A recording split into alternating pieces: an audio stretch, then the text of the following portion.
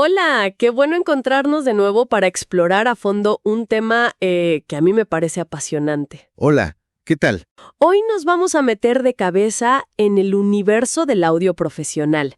Específicamente, bueno, ¿en qué filosofía y qué métodos hay detrás de una producción, una mezcla, una masterización que sonan, pues, increíbles? Justamente, y para guiarnos tenemos unos extractos de un texto muy revelador, Filosofía y flujo de trabajo en audio profesional. Comparte la visión y la metodología de un especialista con mucha experiencia. La idea es tratar de entender qué marca la diferencia real en este campo, porque no son solo los aparatos o los programas, ¿verdad? Para nada. Hay una forma de pensar, una estrategia detrás. Seguro que más de una persona se ha preguntado, ¿por qué esta canción suena tan clara, tan potente, todo encaja perfecto? Y esta otra, pues, le falta algo. Es la pregunta del millón, ¿no? Y como bien dices, esa filosofía y ese método son gran parte de la respuesta. El material que revisamos insiste mucho en eso. Ajá. Tener una visión clara y un proceso ordenado es vital. No solo en audio, sino en cualquier campo que mezcle lo técnico con lo creativo. Me parece clave eso. Y algo que resalta el texto desde el principio es que la clave no está en buscar, digamos, atajos mágicos o el último plugin de moda, Exacto. sino en realmente entender el sonido. Precisamente. Se trata de saber por qué haces cada cosa. No solo de seguir pasos sin comprender el fondo. Entender la causa y el efecto de cada decisión que tomas. Ok, entonces arranquemos por los cimientos. Esa filosofía que guía el enfoque profesional. El primer pilar, y me parece que esto lo cambia todo, es considerar que la herramienta más importante no es ninguna máquina, es el oído. Así es. El texto es muy firme en esto. La habilidad de escuchar de forma activa, crítica y, claro, entrenada, es el mayor activo. Claro. Las decisiones que de verdad importan, las que le dan forma al sonido final, se toman fundamentalmente escuchando. Entiendo. O sea, los medidores en la pantalla son apoyos útiles, claro, para chequear niveles, que nada esté saturando, esas cosas técnicas. Ajá, verificaciones. Pero no deberían ser los que mandan en las decisiones creativas. No, el texto incluso habla de la necesidad de cultivar una memoria auditiva a largo plazo. Imagino que es como un músico que reconoce intervalos o timbres. El ingeniero necesita poder identificar frecuencias problemáticas, desbalances, casi por instinto. Y muy ligado a eso, viene el segundo principio fundamental: priorizar siempre el contexto sobre el aislamiento. A ver, parece que un error bastante común, según el autor, es obsesionarse con procesar pistas de forma individual, poniéndolas en solo. ¿Y por qué sería un error? Uno pensaría que es más fácil concentrarse si escuchas, no sé, solo la guitarra. Claro, parece lógico, pero es que la música es un ecosistema. Cada sonido interactúa con los demás. Vale. Lo que funciona perfecto para esa guitarra en solitario podría chocar terriblemente o simplemente desaparecer cuando la escuchas junto al bajo, la batería, la voz. Entiendo. La mezcla, nos dice el texto, debe hacerse siempre escuchando cómo interactúa todo. El objetivo final no es que cada pista suene bien por separado, sino que el conjunto sea coherente, que sea potente. Vale, lo capto. Es como armar un equipo de fútbol, ¿no? No buscas solo estrellas individuales, sino que jueguen bien juntos. Exactamente. Y eso conecta con el tercer punto. La mentalidad debe ser la de resolver problemas. Ajá. La mezcla no se ve tanto como un proceso de ponerle efectos bonitos, sino de identificar y corregir activamente lo que impide que la canción suene bien. Muy bien puesto. No se trata de aplicar un ecualizador a todo porque sí o un compresor porque eso hacen los profesionales. Claro. La cuestión es escuchar atentamente y preguntarse, ¿qué está fallando aquí? ¿Hay frecuencias que se pelean? ¿La dinámica está descontrolada? ¿Suena algo, no sé, embarrado o fuera de lugar? Ujú. El enfoque es detectar y solucionar lo que realmente está comprometiendo la calidad del sonido. No buscar un sonido progenénico. Y para poder hacer eso eficazmente, supongo que es vital entender bien las fronteras de cada etapa, que sería el cuarto principio. Distinguir claramente los roles de producción, mezcla y masterización. Fundamental. Son etapas distintas con objetivos diferentes. A ver. La producción es la fase creativa inicial.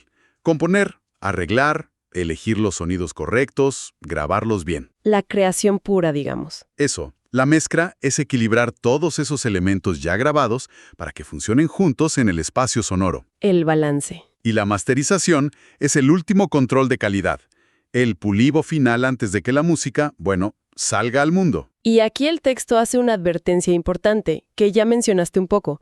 La masterización no es una varita mágica para arreglar una mala mezcla. Para nada. Es más bien una revisión, un ajuste fino, ¿cierto? Correcto. Creer que vas a solucionar problemas de base de una mezcla en la etapa de mastering es un error de concepto bastante común. Es más bien como la última revisión de un texto antes de mandarlo a imprimir. Llegamos al quinto principio, y este me parece especialmente interesante hoy en día. La desmitificación del equipo, de los plugins, del hardware carísimo.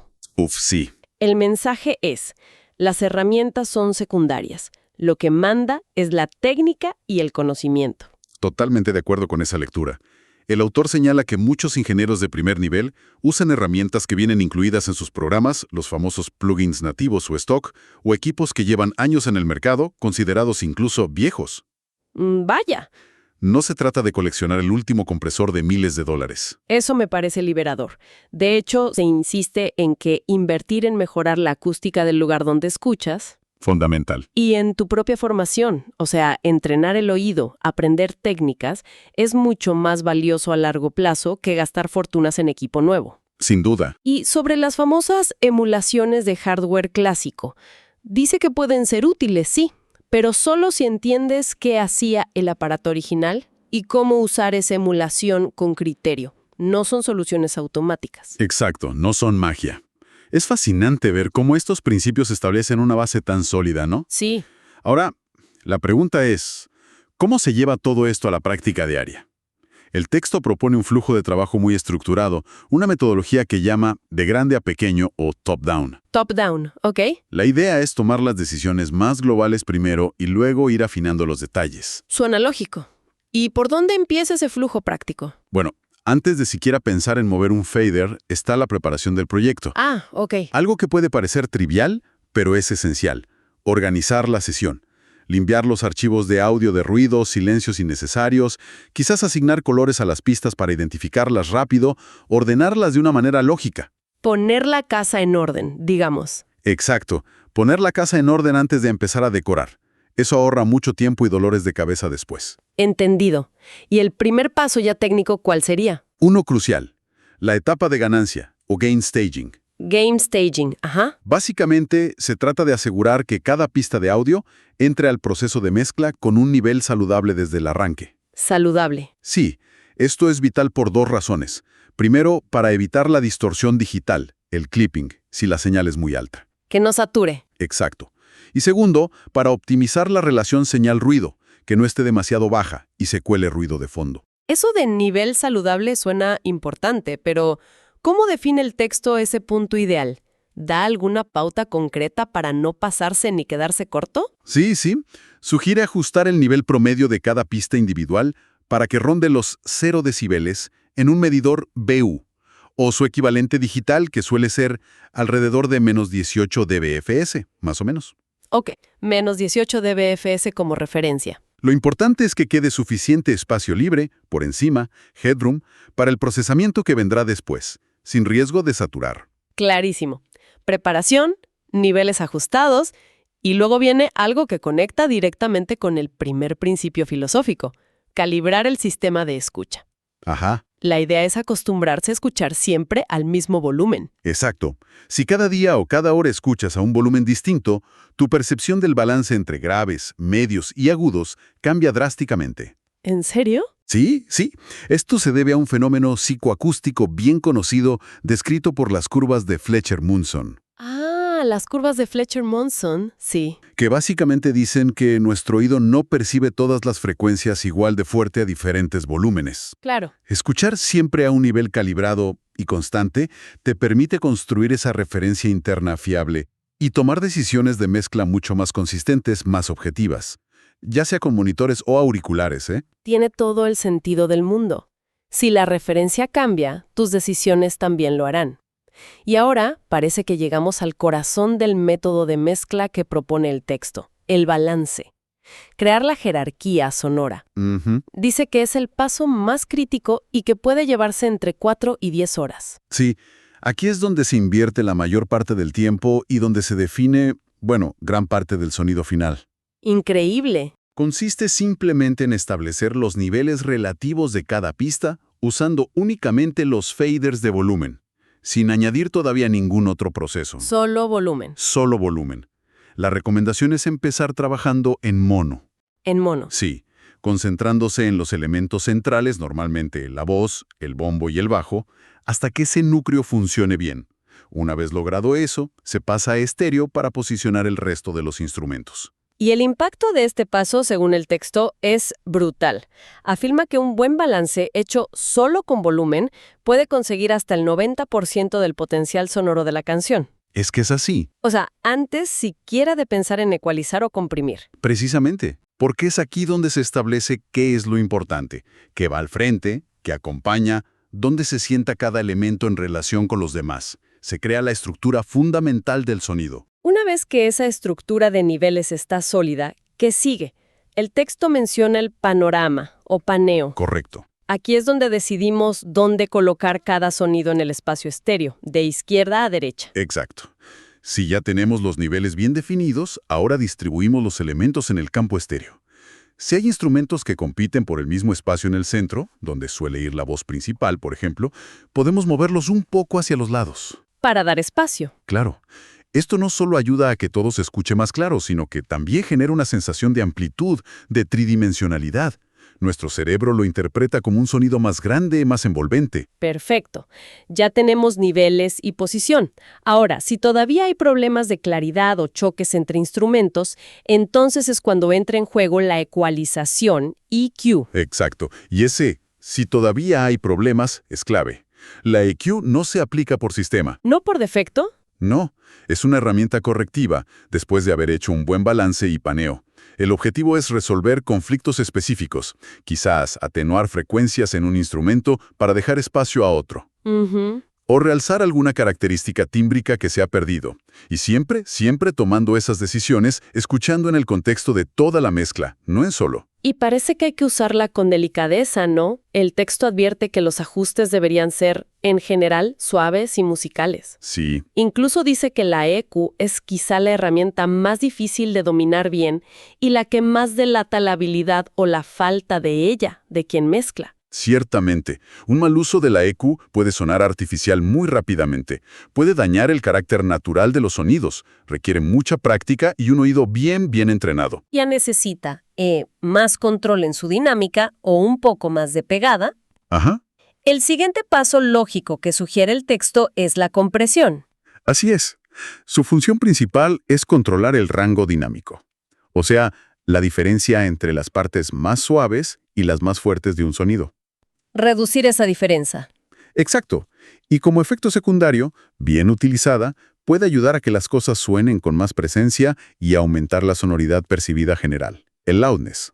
¿Y qué es lo crucial al usar un compresor, según este enfoque? Pues los parámetros clave son el ataque, cuánto tarda en empezar a actuar, y la liberación, o release, cuánto tarda en dejar de actuar.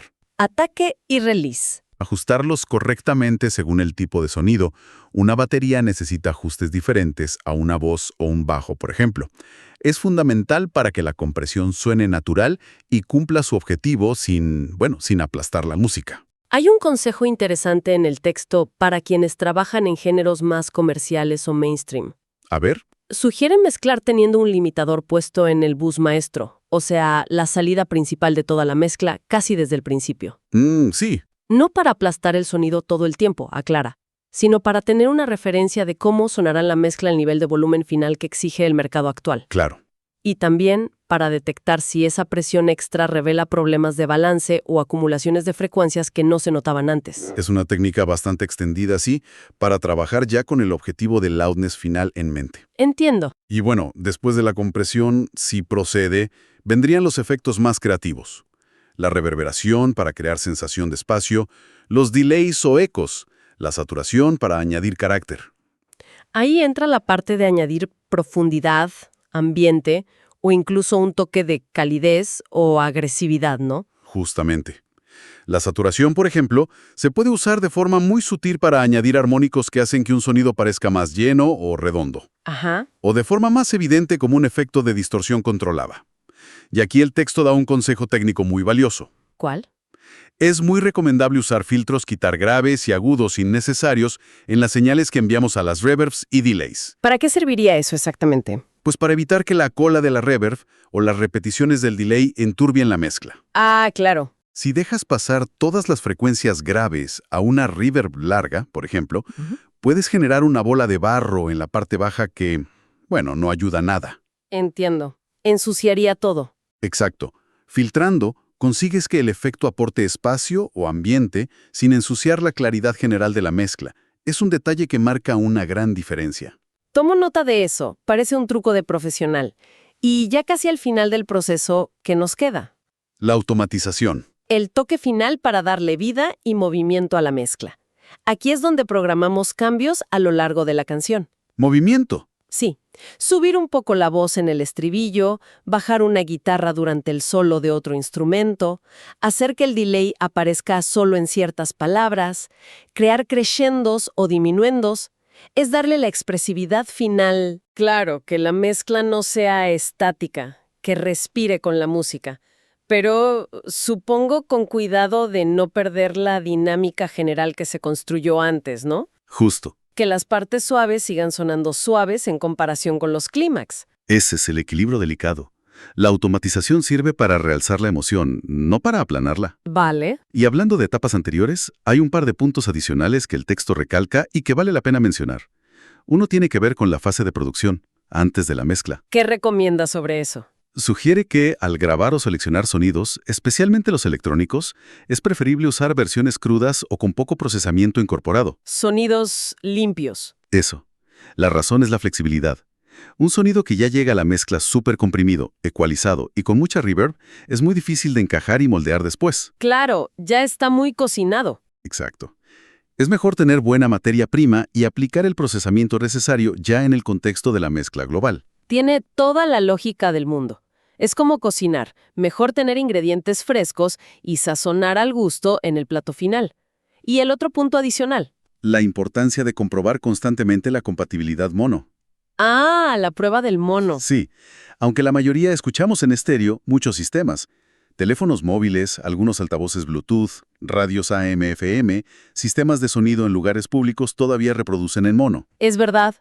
Además, escuchar la mezcla en mono es una prueba de fuego excelente para detectar problemas de fase cuando ciertos sonidos se cancelan entre sí o para asegurarse de que los elementos importantes no desaparezcan al colapsar la imagen estéreo. O sea, es una herramienta de diagnóstico también. Totalmente. Una mezcla profesional debe sonar bien en ambos formatos, estéreo y mono. Es verdad. A veces uno se olvida de eso. Es una comprobación de calidad esencial. Y ya que hablamos de calidad, volvemos brevemente al rol del mastering, para cerrar el círculo. Recapitulando un poco lo que dijimos, su función es ser ese control de calidad final. El último chequeo. Eso, pulir detalles muy sutiles que pudieron escaparse en la mezcla. Controlar alguna S, alguna sibilancia demasiado estridente, eliminar algún clic minúsculo, corregir desequilibrios tonales muy leves, asegurar que el nivel y el formato sean los adecuados para la distribución. Pero insistimos, no está para transformar radicalmente la canción, ni para arreglar problemas estructurales de una mezcla deficiente. Para nada. Y por eso mismo es tan valioso que la masterización la realice idealmente una persona distinta a quien hizo la mezcla. Oídos frescos. Esos oídos frescos, sin el vicio de haber escuchado la canción cientos de veces durante la mezcla, aportan la objetividad necesaria para esa última revisión crítica antes de que la música vea la luz. Perfecto. Creo que hemos cubierto bastante terreno.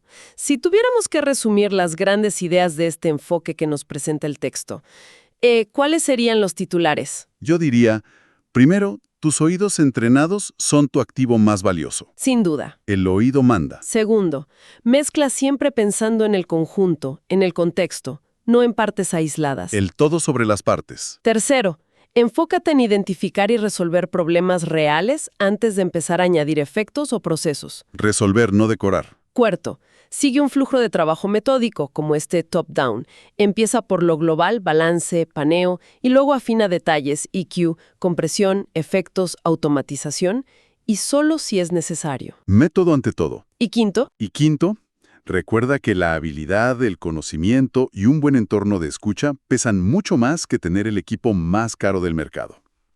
la técnica sobre el equipo. Me encanta. Exacto. Y lo interesante es pensar cómo esta manera de abordar el trabajo basada en principios sólidos, en entender el porqué, en resolver problemas de forma estructurada y metódica, puede aplicarse a tantas otras áreas, ¿no? Totalmente. Se trata de dominar los fundamentos y de tener un plan. Y como bien recuerda el texto, es un camino que nunca termina. Siempre se puede seguir aprendiendo y refinando el oído y la técnica. Totalmente de acuerdo. Y para dejar a nuestra audiencia con algo en qué pensar, una última reflexión que surge de todo esto.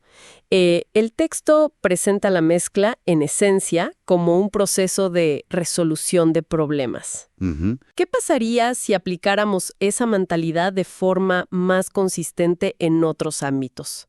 En nuestro trabajo, en proyectos creativos, incluso en decisiones personales.